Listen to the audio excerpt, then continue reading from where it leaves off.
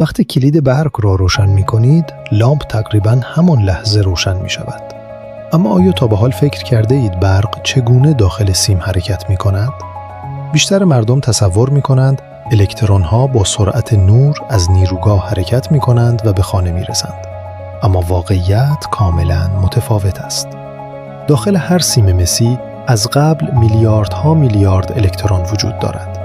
یعنی سیم از همان ابتدا پر از الکترون است و هنگام روشن کردن کلید الکترون جدیدی از نیروگاه وارد خانه شما نمی شود. با فشردن کلید یک میدان الکتریکی در سراسر مدار ایجاد می شود.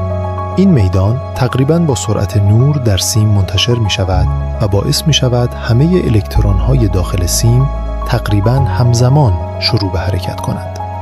برای درک بهتر تصور کنید یک لوله بلند را با توپ‌های کوچک پر کرده اید. اگر فقط اولین توپ را هل بدهید، آخرین توپ تقریباً همان لحظه از طرف دیگر خارج می شود.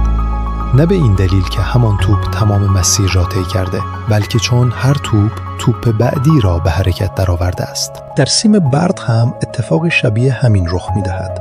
نکته جالب اینجاست که خود الکترون ها بسیار آهسته حرکت می کنند. سرعت رانشی آنها معمولاً فقط چند میلیمتر در هر ثانیه است. پس چرا لامپ فوراً روشن می شود؟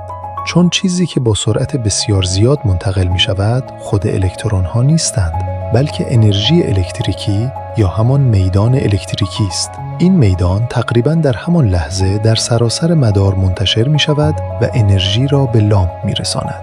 بنابراین وقتی کلید برق را روشن می کنید، الکترون ها از نیروگاه تا خانه شما سفر نمی کنند. آنها از قبل داخل سیم هستند و فقط با رسیدن میدان الکتریکی همگی شروع به حرکت می کنند. اگر از این ویدیو خوشتان آمد، حتما لایک کنید.